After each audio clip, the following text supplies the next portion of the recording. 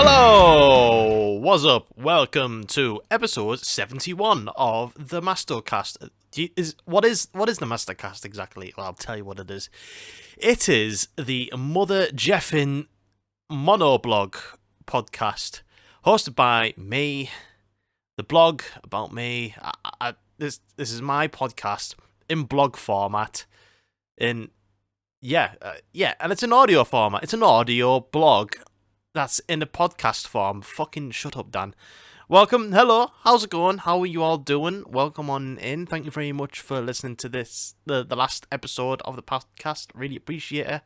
And, of course, apologies that it's late. Obviously, it was meant to come out on Friday. I was meant to record on the Friday and release it just there and then. But I don't know what was happening. I was really ill. I just woke up and I had this fucking horrible headache. Really, really bad. So, I just didn't do it then. And yesterday I was about to record, and then I thought, I'll lay off it because I'm seeing Nosferatu tonight. So I'll do it tomorrow, which will be the Sunday, which is what I'm doing. I'm recording it now at 3:49 p.m. But yeah, welcome on in. How's it going? Hope you've had a lovely weekend. If you listen to this, the day it comes out on the Sunday. Welcome on in. Welcome on in. It's good to be back. Not really. It's good to be back doing a podcast again. After being absent since last week, I guess. But I mean, it's not good to be back because it's shitting it down outside. We've had a big friggin' storm. It's raining. It's windy. The weather's shit. I've not long just got back from Benidorm. And I wish I was still there, to be honest. I wish I was still on holiday. So, yeah, I'll talk to you all about that, really. We went to Benidorm. A whole lot of us. Me, Haley, me father, me mother, my brother, his wife, and obviously the sister-in-law's family as well, my auntie and uncle, and there was a bunch of people from my sister-in-law's family's friends and stuff like that.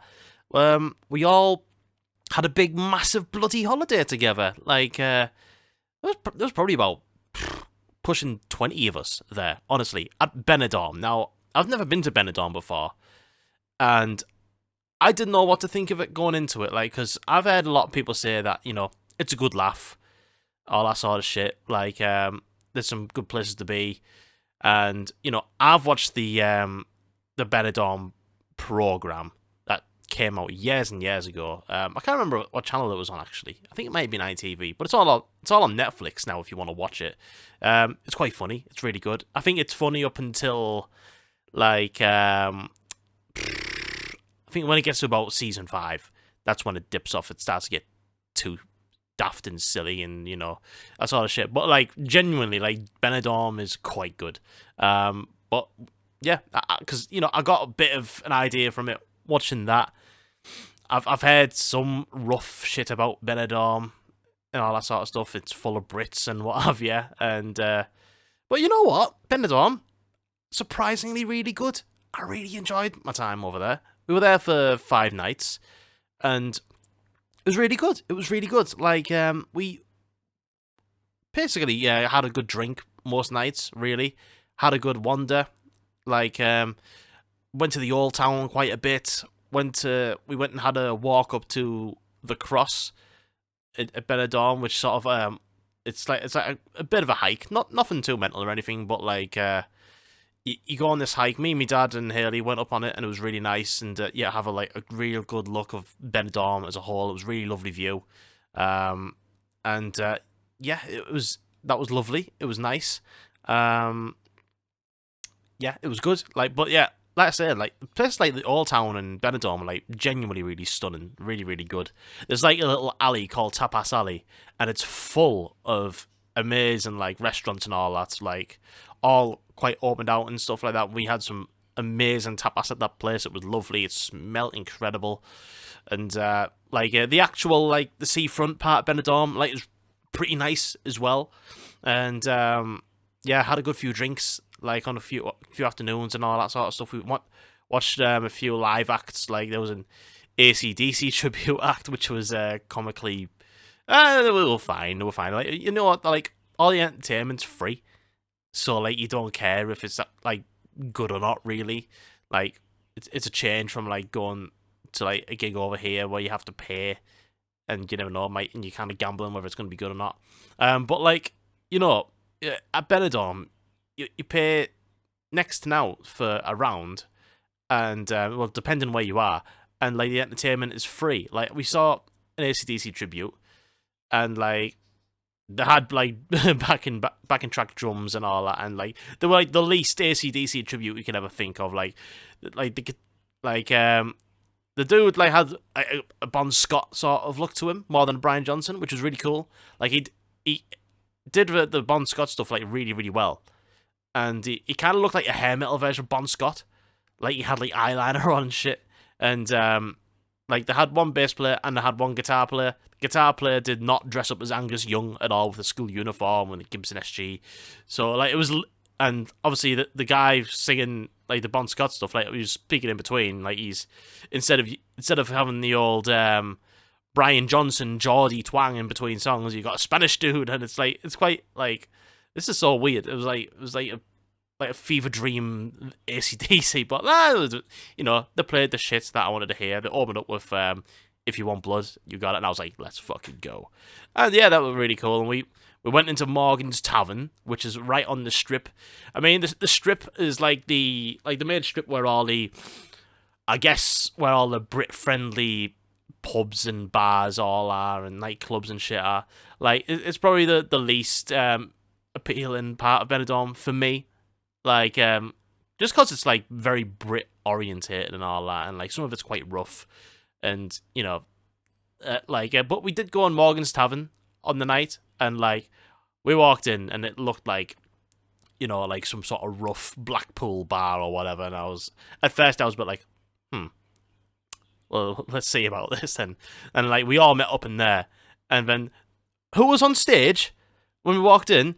The fucking club singer dude from Benidorm, like singing Tom Jones and shit. I was like, oh, it's him from the telly. Oh my god, it's him. And he was on stage, and like we were watching him, and there was a few tribute acts on, and like the next person was, and then it was the next person who was up was a Robbie Williams and Take That tribute act, and I was like, oh yeah, I want some Robbie Williams. Let's fucking go. So, like, the dude, like, sang some Robbie Williams, some Take That stuff. That was some of the Take That stuff that I'm not all that bothered about.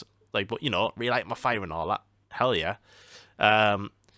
So, there was that. There was a Coldplay tribute, which, I'll be honest, shite. It wasn't great. I mean, yeah, the guy was, like, did the thing. Like, he was miming, like, the piano and the guitar. Like, he wasn't actually playing it. Like, he was just singing along to Coldplay backing tracks. You know, it's fine. I don't like Coldplay. I really don't like Coldplay, apart from The Scientist. He did play that, though, and I was like, yeah, I like this one. But, yeah, I don't like Coldplay. But, at the end of the night, there was a Bruno Mars tribute act. And, yeah, it was just this dude looked the absolute spit and pop of Bruno Mars. Like, everything down to the outfits he was wearing, sunglasses, the curly hair, dance moves, a lot. He had 2 backing dancers, and, like, he sounded just like him. He looked just like him. He was fucking brilliant. Definitely the best act of the lot, like, of all I've seen. And, yeah, it was just really good fun. You know, like, just... And Morgan's Tavern, I'm pretty sure, is what Neptune's bar was from Benidorm, like, the programme. So it was just cool being in there, and, yeah, it was wicked. It was cool. Like, Bruno Mars, like, I like the Uptown Funk shit. I think that's really awesome. Like, 24 Karat Magic. I like that sort of Bruno Mars. I'm not all that bothered about, Catch a Grenade for ya. Or, what's that other one? Oh, baby, I think I want to marry you. I like Bruno Mars when he's very soulful and he's very sort of funky. That's what I like. That's what I like out of Bruno Mars. But yeah, man, Benidorm was great. And on the last day of our holiday, we did like a coach trip out to Valencia, which is a beautiful, beautiful city. Really, really nice. It was nice to sort of get out of I guess, the noise of Benidorm. Not that it was like, it wasn't crowded or anything at Benidorm, like, but there's like loud bars everywhere. Like you're walking down the seafront and stuff like that. It's very vibrant on a night and stuff. But like it was good to sort of go like see some proper culture. You can find a bit of that in Benidorm if you try, but like Valencia was like a proper, like, lovely, beautiful city, and like loads of like buildings to look at. That was nice, and the market there where they were selling foods and all that looked beautiful. Had some nice paella there, really nice.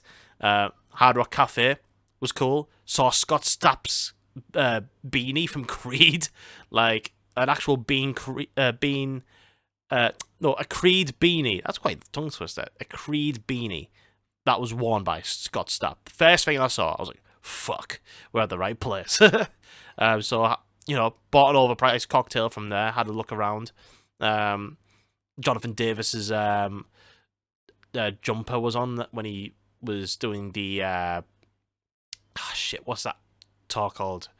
I forgot what the album's called. Untouchables, from that tour. And like there was the bass drum head from the Perfect Strangers tour from Deep Purple, which is like one of my favorite Deep Purple albums. And just like walking around there. Then we went to like by the way, if anyone listening ever goes to Spain, goes to Valencia at all, you need to go to this aquarium called Oceanographic. It's phenomenal. It's absolutely spectacular. Like I'm pretty sure it's the biggest aquarium in Europe. Am I right? I don't know if it's all. I think it's the biggest one in all of Europe, and it's absolutely huge. It's amazing. Like it's like a huge park. It's massive, and like they had all sorts of shows on, like dolphin shows, sea lions, and all that sort of thing, and the kind of stuff you'd expect from like zoos and all that, crocodiles, and like. But I never thought I'd ever see a beluga whale in the flesh. It was awesome. Saw an actual beluga whale. There was like 4 of them in this tank, and these tanks are massive. They're huge, and all of sharks and everything. A sawtooth shark, just cool. Turtles and everything. I mean, it was brilliant. It was absolutely brilliant. Spain's lovely, and considering we went in January, the weather was gorgeous. The weather was gorgeous. Like we were sat outside one of the bars called Guinness Bar, and I know, British sounding pub, I know, but it was a lovely pub, generally really nice, right on the seafront, and the sun was like hitting us, like 15 degrees, something like that, but it just felt like a really lovely, warm, sunny afternoon. Like sat outside, drinking pints. It was lovely. Benidorm's great. Benidorm's wicked. I love it, and I'd go back there. I'd definitely go back. And yeah, shout out Benidorm. You're great. And we sort of went on the right time, I think, because I heard it gets like really, really busy, like round about peak summertime, May, June, July, that sort of time. So I heard it gets like really, really busy over there, and it's full of like people from our country who are like them type of people. So but yeah, I feel like we came at a good time of year. It was lovely. But yeah, that's basically all I got up to really. I'm still off work. Like I don't go back to work till Tuesday, so like I've had a fair bit of time off, like from a job. So I've still not come back to work after being on holiday, and it's just been a really nice time off. Really, it's been lovely.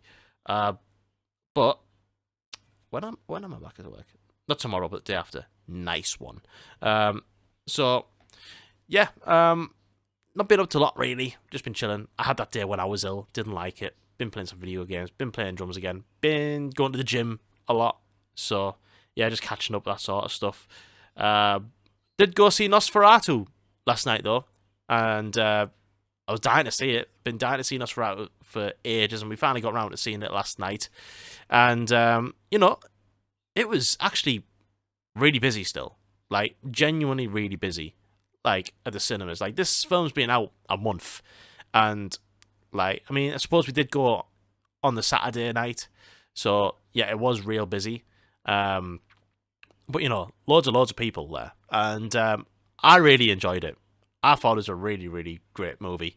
Quite long, but loved the whole drama behind it, and how it was shot. Thought it looked really, really stunning. Like a lot of the camera work that was being done, and thought the actors were really great as well. Loved what Willem Dafoe was doing. He looked a lot like my head teacher from Dyke House School, which was quite funny. But yeah, that was great. Yeah, it's a really, really good film. I thought it was fantastic. Yeah, like genuine parts that spooked the shit out of me. Like it's got quite intense moments, but there were some parts again like it did drag on for quite a bit. It was just over 2.5, probably about 2.5 hours, I think. But it was great. It was really, really good, and it was quite mad to see. There was definitely like a few people in the cinema that walked out.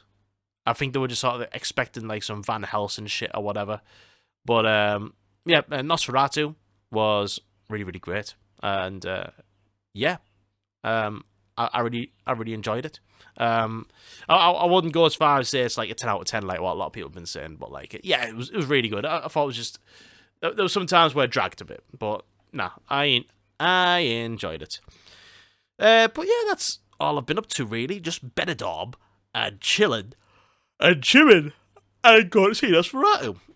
That's pretty much all I've been up to. But I'll get into some music chat. To be fair, some new tracks have been some new tracks have been out, so I'll talk about them.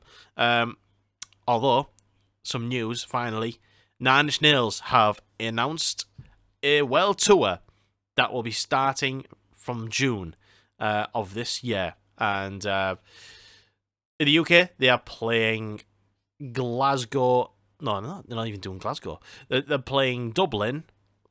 They are playing Manchester, and they are playing London O2. All arena dates. It's a bit of a shame that there's nothing more from that, really. It's going to be quite hard to get tickets for that, but I'm going to get tickets no matter what. I'm going to try my damnedest. Pre-sale is tomorrow, 12 o'clock, so wish me luck. Wish me the fucking hell luck. Because I do not want to miss out on that. I've seen Nine Inch Nails before. Best band I've ever seen live. And I want to see them again. Pure and simple. It's quite awkward the way, where the dates are, because funny enough, when I saw them the first and last time, it was like the Wednesday after Download weekend. So now this Manchester date is the Tuesday after Download weekend / Outbreak weekend. So I'm going to be staying in Manchester like once Outbreak's finished and up until the Nine Inch Nails gig. Pretty much, because there's no point in me going home. So that's if I get a bloody ticket. That is. Fingers crossed I get one, and I hope it's not too expensive for everybody out there. But I think it will be, because it cost me 75 quid last time. So hopefully it hasn't gone up anymore. But yeah, Nine Inch Nails, UK tour. It's going to be a fucking blast. I can't wait. I think the tour actually kicks... Yeah, it does. It kicks off in the UK. I think the Manchester date is the first date of the tour. So it'll be interesting to see it in an arena this time. So they're playing in the Co-op Arena in Manchester, which is supposedly the biggest arena in the UK now, and the O2 Arena. So I saw them at Glasgow O2 Academy, which is like probably about 4,000, 5,000 capacity venue. Probably less than that, actually. Probably about almost as big as Brixton Academy for those from London. But like, I'm interested to see what he'll do in an arena, like if they do like any stage production, that sort of thing. And I wonder if he's gonna like change the set list up quite a bit as well. So yeah, man, Nine Inch Nails, one of my favourite bands ever. Probably my favourite band at a point. sometimes.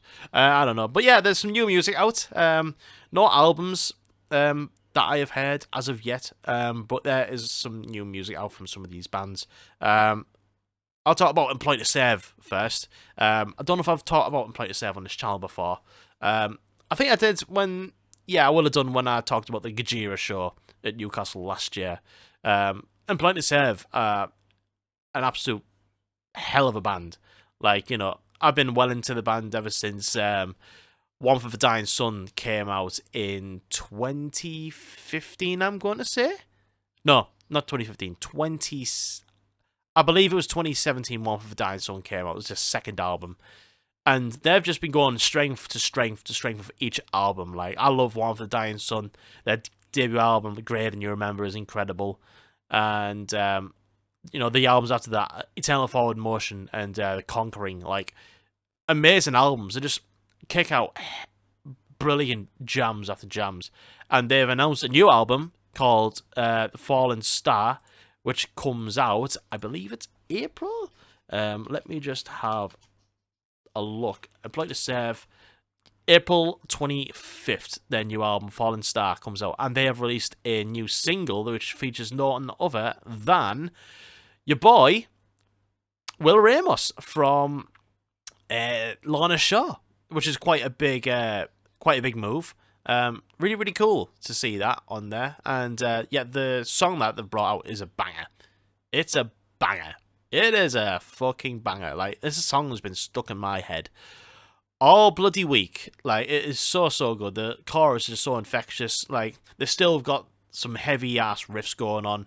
I mean, they're going for like a clean vocal like chorus, which is something that they don't really do these days. But you know, having Will Ramos in, he has his own verse where he's doing his like sort of noise vocally, but on the last chorus, he does his clean vocals on that, and his clean vocals are unbelievable. Like, they're really, really good.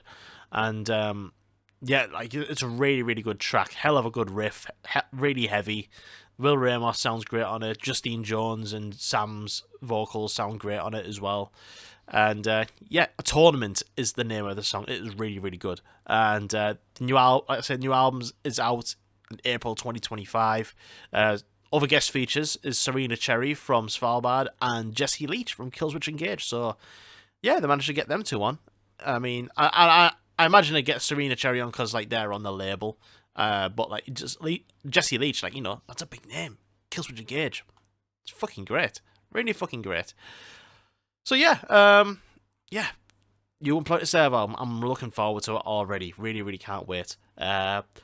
Also, Architects, I don't believe I talked about it. I think it might have came out just as I released the last episode. I can't remember if I talked about it.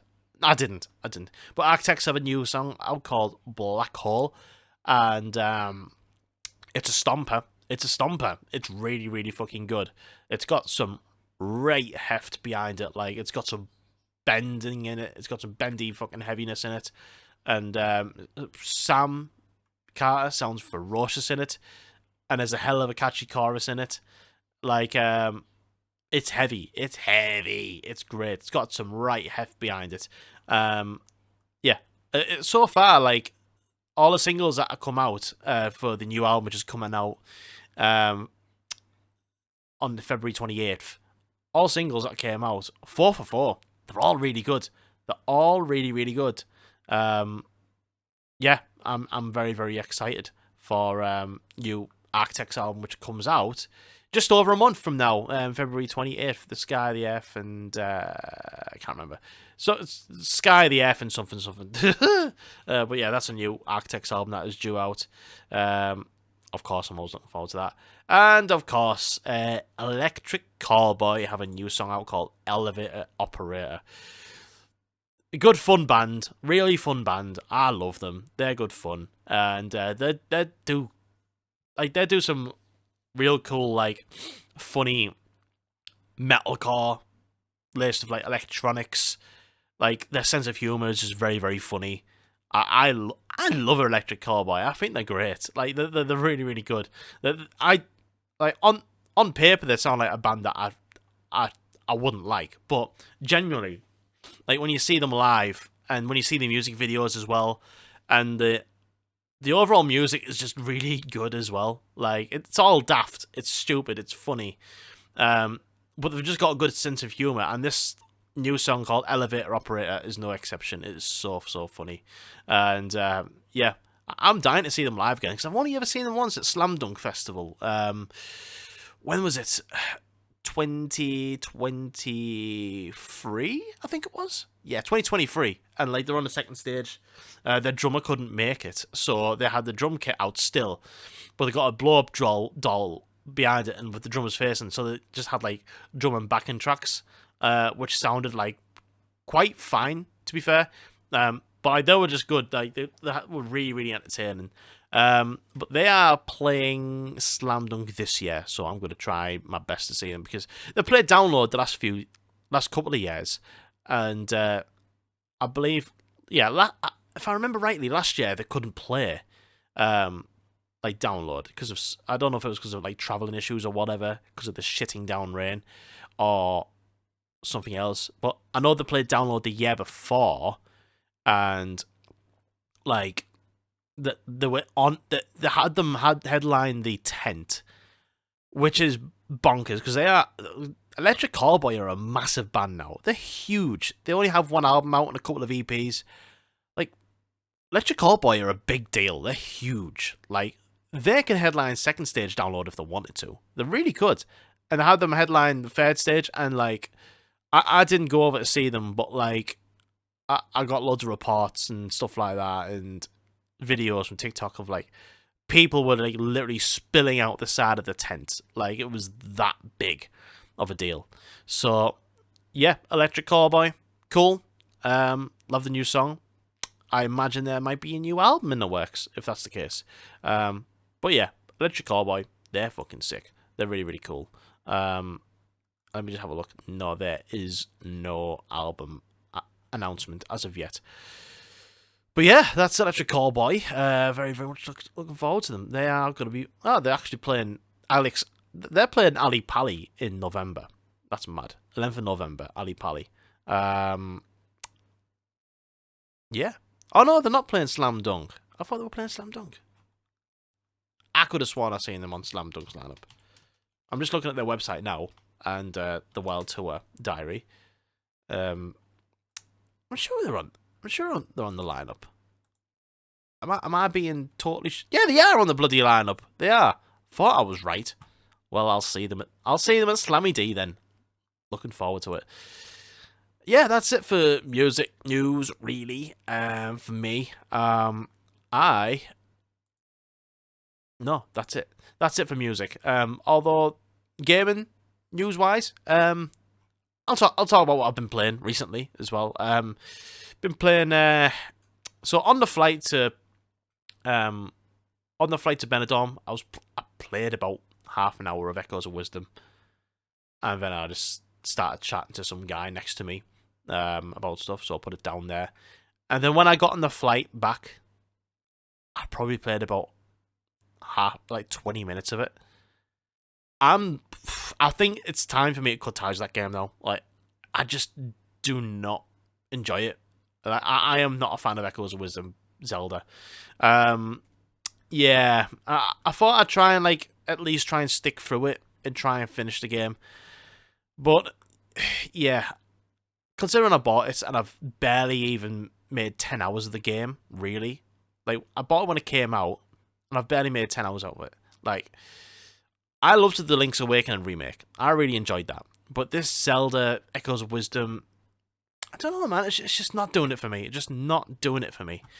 I think it underperforms a bit, like when you play handheld mode, and just the whole scrolling through your inventory, what you want to do, and all that sort of shit. I can't get away with it. So what I did do instead, when I was on my way back from Tenerife on the plane, it was not Tenerife, sorry, Benidorm. I went on the Nintendo library. Like the Nintendo NSO, because you can use it offline, because I'm in airplane mode. I went on the Game Boy Advance section to play some games, right? So I fired up Metroid Zero Mission, right? A game I've never played before, but I thought, I fancy playing like a Metroid game. in handheld. So throughout the entire flight, Benidorm, I've been playing Metroid Zero Mission, and I really enjoy it. Really, really enjoyed it. It was really, really good. Like, it was fucking class. It was really, really good. Like, I've never played it before. So Metroid Zero Mission is actually a remake of the original Metroid game that came out on the Game Boy. Like, the first Metroid game that came out on the DMG Game Boy. Like, I'd never even played it before. And then I played it then, and I played it throughout the whole flight. It's wicked. It's well good. It's really, really good. Looks awesome. I'd recommend if you were to play it on the Nintendo Switch Online NSO, just play it handheld. It doesn't look good on the TV because it looks all blown up and everything. But it's awesome. It is really, really awesome. Yeah, Metroid Zero Mission, I've just been playing that. And, you know, ever since I've been back, I've been playing a bit more Horizon Zero Dawn. Horizon Forbidden West. Really loving the game so far. I've been taking my time with that game. I've been doing a lot of side quests and shit, so you never know. I might get around to 100% in it. But yeah, I'm still doing the story as well at the same time. But I'm loving it. I'm absolutely loving it. But what has been happening, I think this happened while I was on holiday. There was the Xbox Developer Direct 2025, and they had some games being announced, and they had some release dates for some that have already been announced. So I'll go through a few of them here. Ninja Gaiden 4 has a official announcement trailer, and that is coming out in the fall of 2025 on Xbox Series X, Xbox Series X and S, PC, PS5, and Game Pass in the fall of 2025. Looks quite cool. I've never played a Ninja Gaiden game before, but it looks cool. But they also had a surprise release of Ninja Gaiden 2 remake, completely remade, and it is out today, now on PC and Game Pass. It's out now. This game came out on the 360 in 2005, I believe. And yeah, it was. This looks quite good. It's quite good. Like a nice little shadow drop. Also, there's a video game out called South of Midnight, which looks quite good. That had a release date, and that is coming out on, let's see, 8th of April. Really cool art direction, that sort of thing. Sort of like motion. It's kind of like a stop motion sort of capture type thing. Unusual art direction. There's like a swamp that's happened, and it's all like mystical. It's hard for me to describe. It's called South of Midnight. It looks quite good. Go have a look. This one looks really, really awesome. So I've heard the name of this game, but this is the first time I looked at like a trailer. It's called Clair Obscur Expedition 33. A release date got announced for this 24th of April of this year, coming out on Xbox Series consoles, PS5, PC, and Game Pass. This is like a turn-based RPG. Now, I'm not bothered about turn-based RPGs, but this might make the exception, because this looks really good. It looks really, really, really good.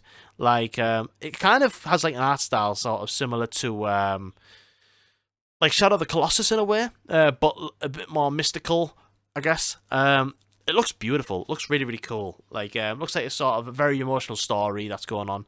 But Clair Obscur looks really, really good. That's coming out on 24th of April.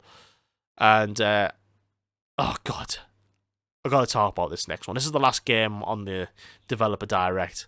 And this is the Doom prequel. This is Doom: The Dark Ages, which is coming out May 15th, 2025. This looks fucking awesome. This looks fucking brilliant. This is amazing.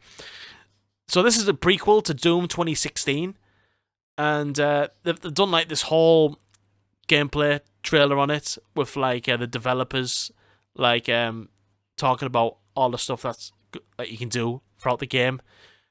This game looks metal as fuck. Like, I swear to God, it looks awesome. Everything that you can do with the guns and all that, like and the monsters and shit, and the metal soundtrack. It looks really good. I'm gonna play this. Like, this comes out on Game Pass 15th of May. I'm going to get that. I'm going to get this for sure. Yeah, Doom, The Dark Ages. This looks awesome. Proper first-person shooter. Kind of reminds me of Bulletstorm, if you've ever played that in some aspects. But yeah, this looks good. They've got this gun, right?